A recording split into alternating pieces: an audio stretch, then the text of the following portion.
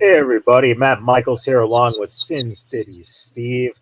And this is Sin City and Michaels talking wrestling.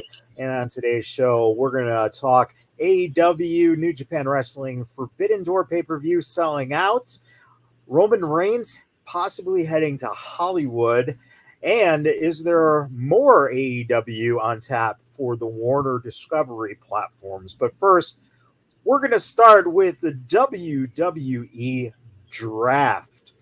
Now, Ringside News has reported this week that WWE is planning the 2022 WWE draft for September of this year. And like anything else in WWE world, that could potentially change. But with already having unified champion and other talent showing up on both Raw and SmackDown on an on and off basis, is the WWE draft still relevant? Yeah, hell yeah, it's relevant. I think that the biggest thing to keep in mind is the exclusivity agreements between these networks. They definitely account for certain things. Fox certainly wants Roman Reigns and the Bloodline. You got to figure USA wants Edge and various other people on Raw. So if nothing else, it definitely is relevant for the exclusive members of that roster. Now, obviously, they love to muddy the water and they love to shift people around from show to show. But these networks are paying millions of dollars for specific people on the show. But you got to figure if you have talent like Edge and like AJ Styles, Randy Orton, Riddle, I mean, these guys should be showing up on both shows. And that's my problem with this. Back in the days when SmackDown first started, you saw The Rock, you saw Austin, you saw Triple H, you saw Mick Foley. All of these guys showed up on both shows. And there wasn't a brand split. The brand split, I think, has essentially kind of weakened both shows. Instead of having your best talent on both shows, now you're stretching your rosters and you're seeing guys come up in potential gimmicks that really just are not as strong as what you could be seeing. And so I don't necessarily agree on the fact that because these companies want these guys, that means that they should be potentially kept off of the other show, because in the end, wouldn't you figure that both shows having this certain talent becomes beneficial to both companies on the television markets? And that's something that we're going to have to wait and see in September to see what actually happens with the WWE draft. Moving on. Yeah, definitely, man. So AEW has announced both of the brackets for the Owen Hart Foundation Memorial Cup Tournament. And yeah, definitely very interesting stuff. But in each bracket is a Joker entrant. That is going to be a surprise mystery competitor. And realistically, the speculation's been all over the place as far as, who it could be. Michaels, why don't you tell me, who do you think is the Joker in each of those brackets, and who do you have winning the whole thing?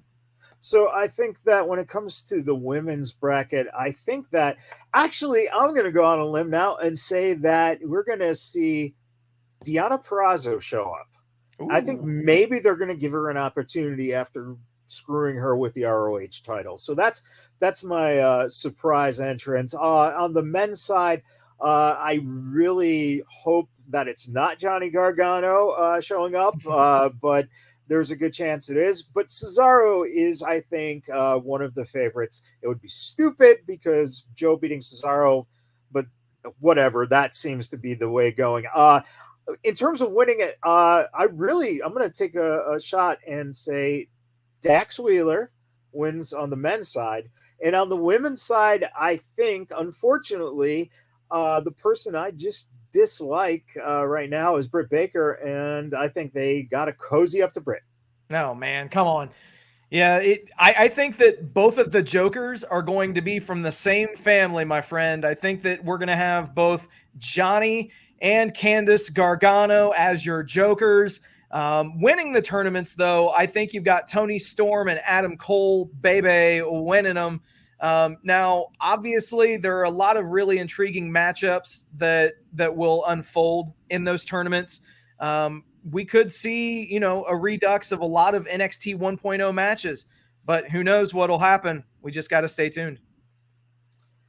Yeah, and you know, again, it's something that we're leading up to here with having to stay tuned, because a lot of this stuff is speculation on the internet side. You know, it just you can't get away from it, right? This week, while speaking to Lucha Libre Online, Eric Bischoff stated that he believes WWE has become too big to have proper competition. Quote, if you talk about real competition, you have to define what that competition is. If you are just talking about competition in terms of revenues, good luck with that. WWE has such a head start. The company is so far up front, any new emerging company would take a generation to really catch up to the brand. And if you talk about distribution of the product, the footprint of the brand, that too, uh, you know, it can happen, but it would definitely take a lot of time. The truth is, I got competitive with the WWE when it was WWF, and although they were clearly out in front of WCW at the time, they weren't so big that they were not vulnerable. And now they've become so big that while they still may be vulnerable, it's going to take a hell of an effort to make them realize you're there. Now, based on Bischoff's assessment, do you agree? I'll tell you what, man. So I'd love to easily just say, oh, yeah, Eric Bischoff's completely off base with this. But at the end of the day, yeah, they definitely do have a huge head start. WWE is known as the professional wrestling company / sports entertainment company in the world. That's just how it is. It's going to take AEW or any other company that chooses to consider themselves anywhere near the same vein as competition to actually legitimately be competition to WWE. AEW has made great strides in the 3 years that they've been in existence. You know, doing crazy things that a lot of people would never have seen coming. But they got a long way to go to actually be competition with WWE. And when we're talking revenue, the one thing that I think is never really brought up with AEW is that what is their revenues like? Because right now it just seems that it's Tony Khan's pocketbook. And for as much shit as Bischoff got as being the open pocketbook guy, that stuff was coming from Warner's, you know, brass and Ted Turner liking wrestling. As soon as they saw that they didn't want a part of this, they cut that money off, and therefore it was harder for Bischoff to compete. So overall, you have to really assume that right now AEW shouldn't even be necessarily thinking about competing with them revenue wise, but they have to be really competing with themselves to make money off of their product. And until that starts happening, how could you even possibly consider that they would give WWE any kind of competition when it comes to revenue streams? I just don't see that happening. And, that's something that unfortunately, it becomes an internet battle between, people who love AEW and people who are defending WWE. With that being said, Steve? Yeah, man. So the rumor is AEW Trios titles have been actually created. Speculation is that AEW is holding back from announcing the new division until Kenny Omega is closer to returning. Well, will we see this announced at Double or Nothing, Michaels? God, I hope not. I think that trios titles just is a fucking horrible idea, especially for a company that seems to have an infatuation with just having stables. And, to me, it's like, break that shit apart. Don't give it more emphasis. The trios titles worked once in the history of wrestling. That was WCCW. The Freebirds and the Von Erichs, that was it. I've never felt that there's been any kind of trio titles that you could really say ever competed with that. And thus, I don't think that's, something we see on wrestling anymore because of the fact that it's really hard to do. Yeah. I mean, ultimately, the thing is, I think that this is one area where AEW really can stylistically separate themselves from WWE and traditional American wrestling in this respect. Multi-man championship titles are commonplace in Japanese promotions, for instance, where they have New Japan, where they have the never open weight 6-man tag team championships. So I think that, this is somewhere that they're taking a cue from. And keep in mind, all the trios that you have in AEW, you've got the Blackpool Combat Club, you've got the Undisputed Elite. Hell, you can even say the Young Bucks and Omega, and then, Cole, Fish, and O'Reilly. You've got Best Friends, you've got the Dark Order. I think that they have enough stables and enough trios teams. Hell, why not just play into that and just let it ride, man?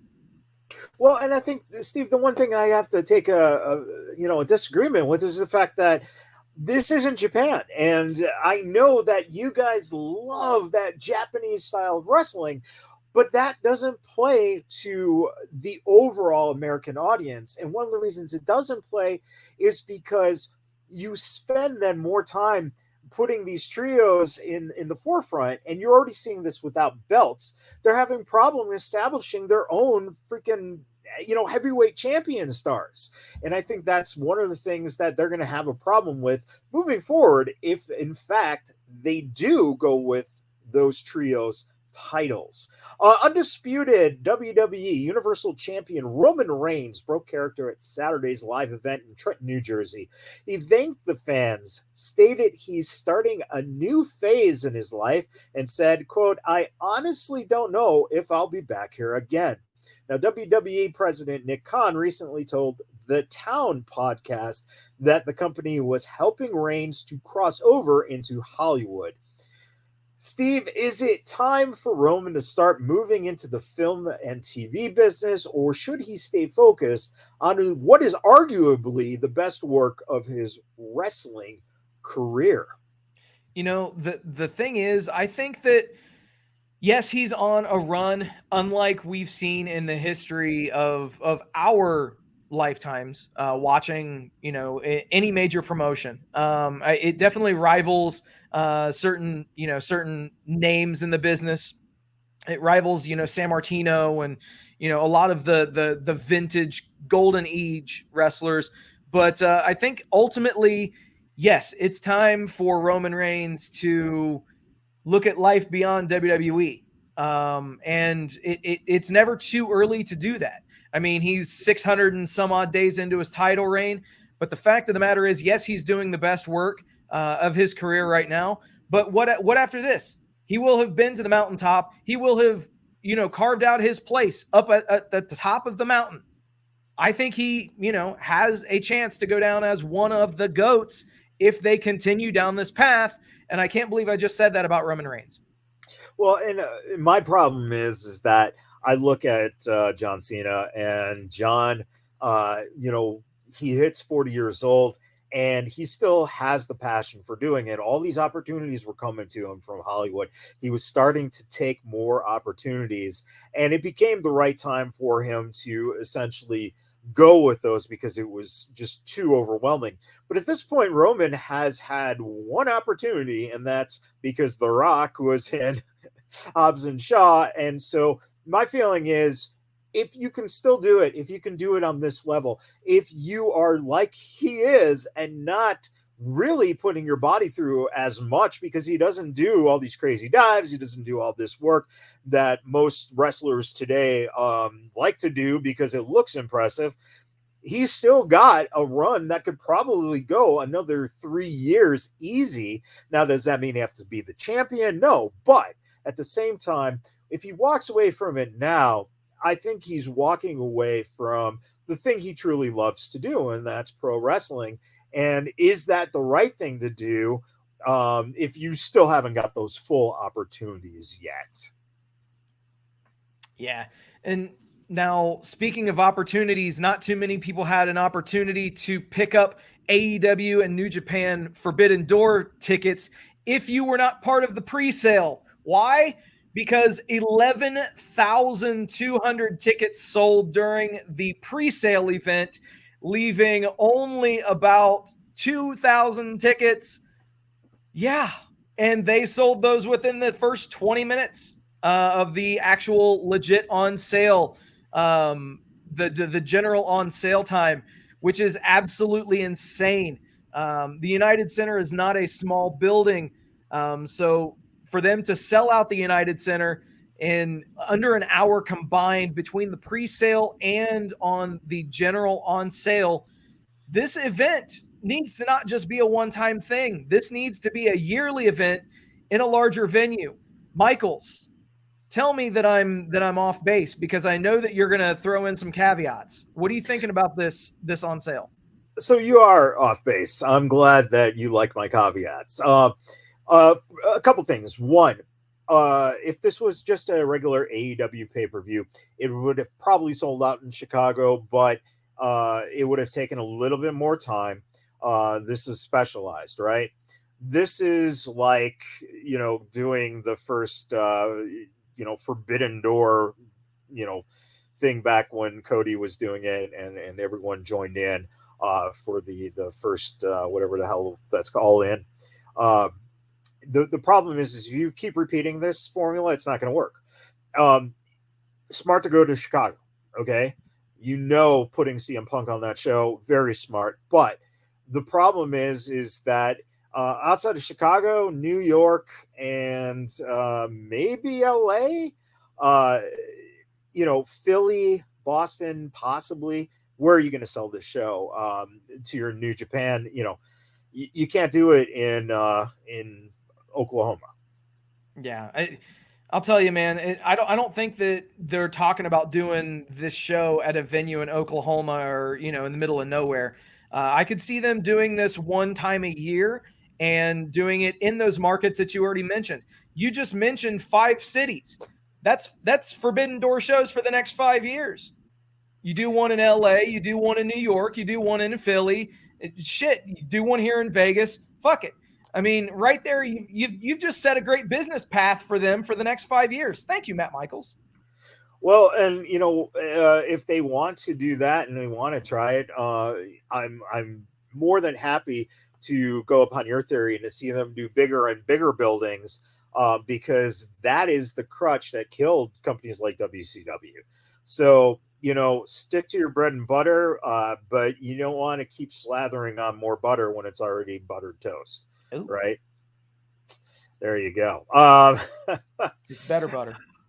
So a very happy Mother's Day to Lacey Evans. As we know, she left the WWE to have her second child, but now she's back, and her previous Southern Belle gimmick is gone. Her new character has been set up over the past 3 weeks with vignettes of her telling her life story.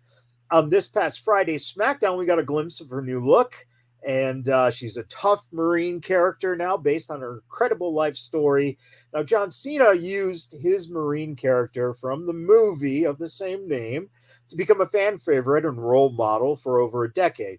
Steve, will Lacey's new identity resonate with the fans just like Cena's did? I think that she definitely has the opportunity to resonate. I think that they've done a great job setting her up for success. It all depends on how much she takes the ball and runs with it from here. I think that she definitely can cut promos extremely well. She's good in the ring. So I don't see why she should have any problems with this. Realistically, I don't know if it'll resonate to the degree that Cena's did, because I think that Cena, you caught lightning in a bottle with John Cena. He was at a time where you didn't have a character that would appeal to the young audience that they were trying to manufacture. And quite frankly, he was extremely marketable, still is extremely marketable. Not saying that Lacey Evans is not, but when you make T-shirts in every color of the rainbow, you got 9 shirts right there to sell. Point blank, as opposed to a camo shirt, and get that stuff going. I'm all in favor, but Cena's lightning in a bottle, bro. Well, one of the things that it's funny that you brought up the catching the younger eye in the younger demographic. And by God, one way not to do that is to make your character a Southern belle from the fucking Gone with the Wind age. And I think, if Thanks, Ben. anything, I'm so glad that they just scrapped that bullshit, because it didn't fit anything she was doing in the ring. It was one of the worst fucking gimmicks, and she still got over based off of her talent. So it's exciting to see this new persona. I think, too, incorporating the fact that, and this is something you didn't touch on, she's an actual Marine. Yes, exactly. So being an actual hero should sell very well to the fan base and give a role model. Cena was a role model for young boys to look up to. This is a role model potentially for young women to look up to as well. And to me, that's very exciting, because why wouldn't we want to see more role models for young women? Without a doubt. And so obviously we're going to see how Lacey Evans does with this new gimmick.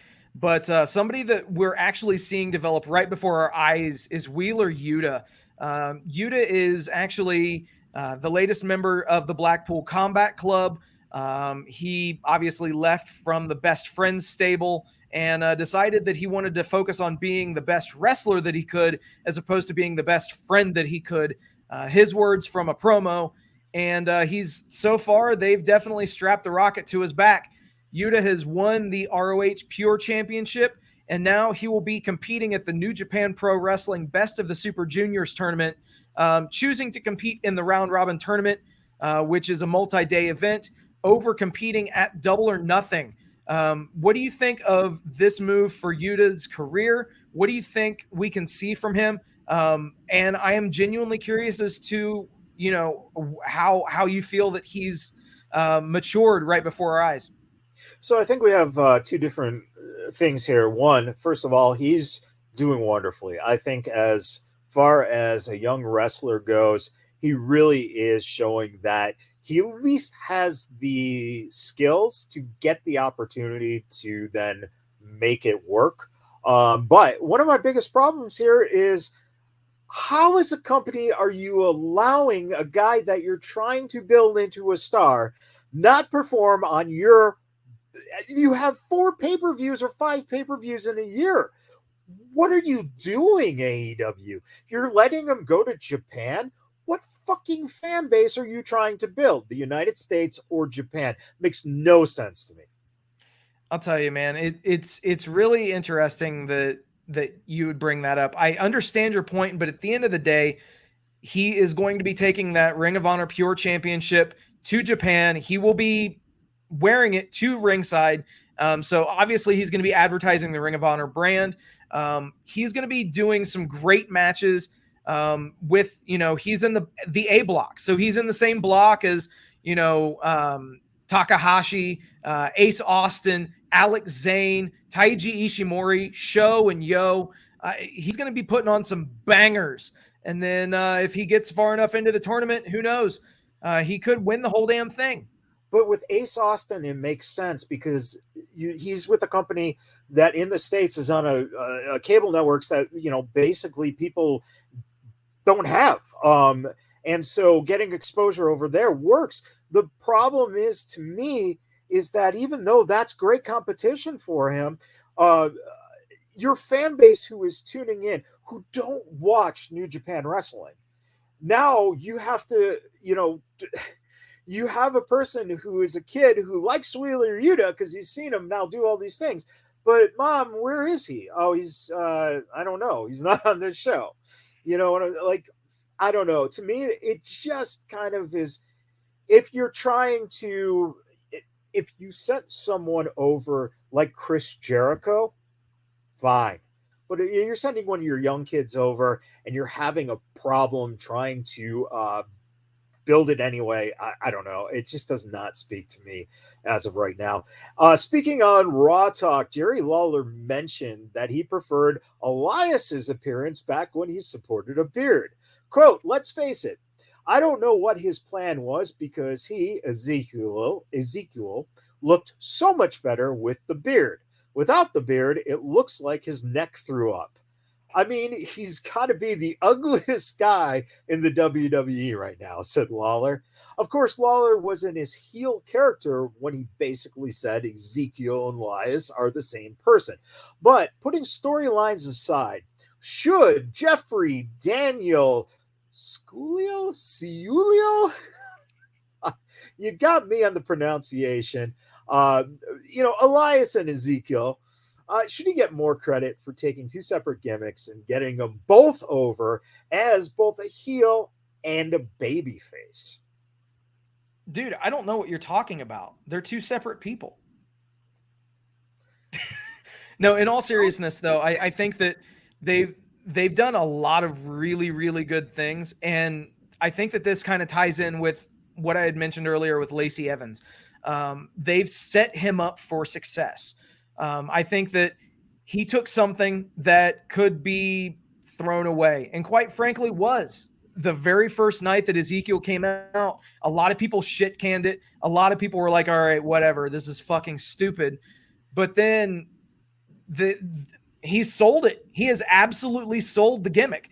And yeah, I think that you're going to have those new fans that maybe were not watching when, the whole walk with Elias thing was a thing.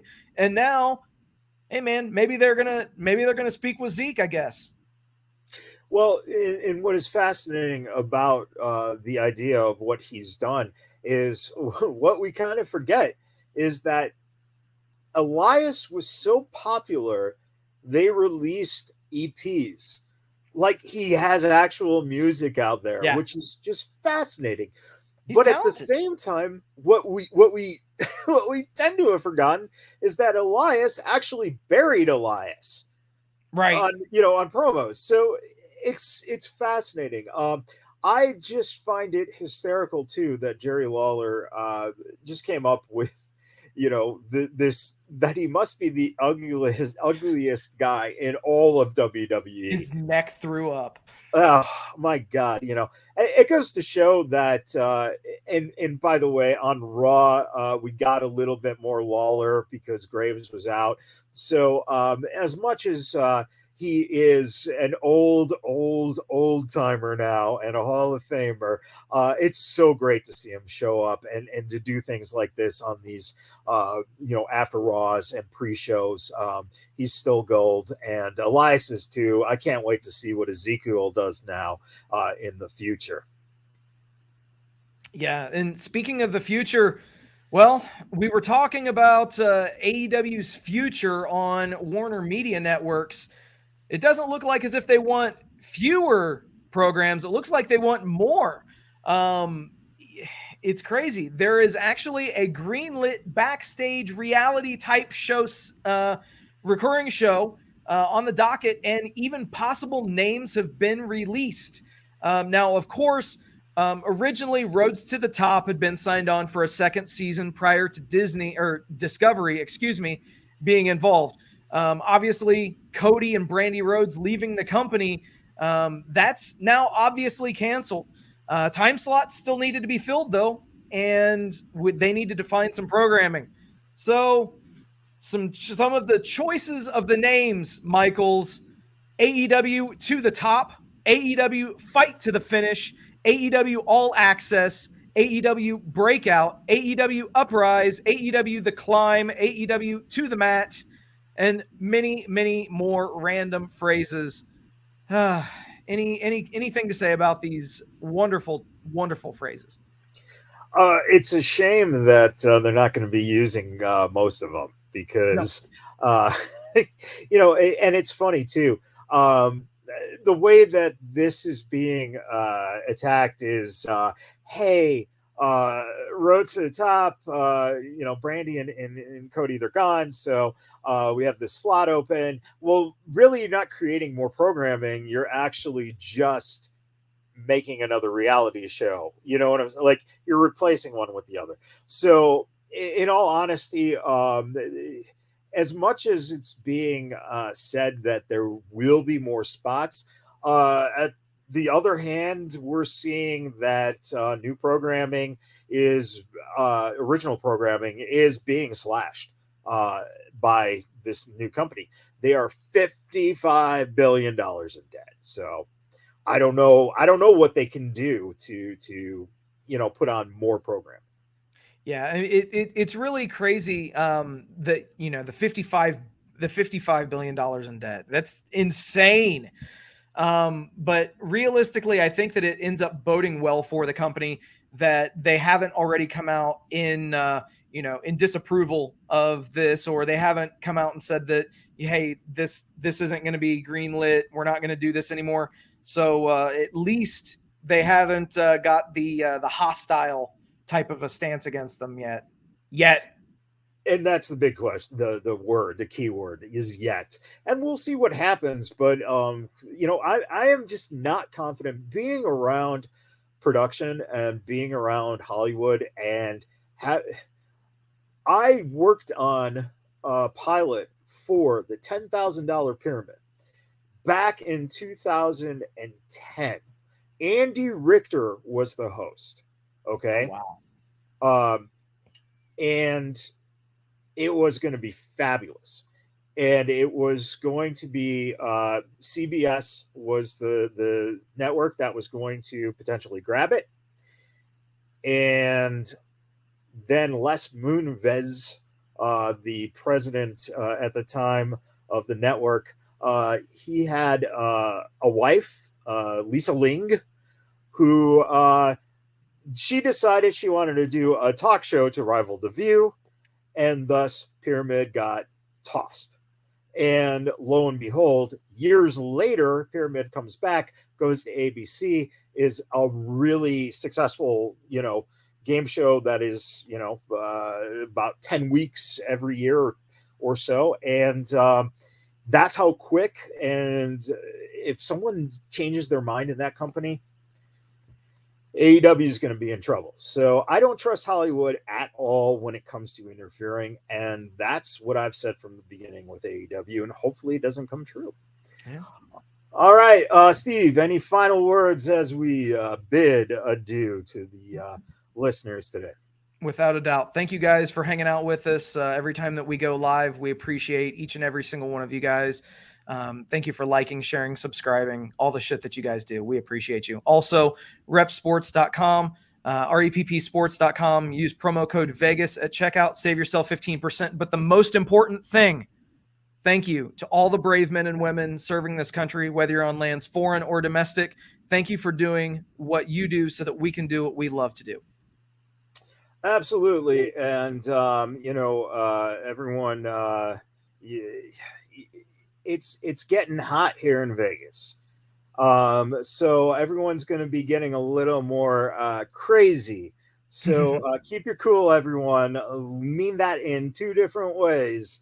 And, don't do anything that is too rash because there's just so much crazy shit going on right now that, the last thing we need is people starting to feel the heat and going a little bit crazy. But otherwise, we hope you guys had a wonderful rest of your week. And we'll be seeing you guys again next week.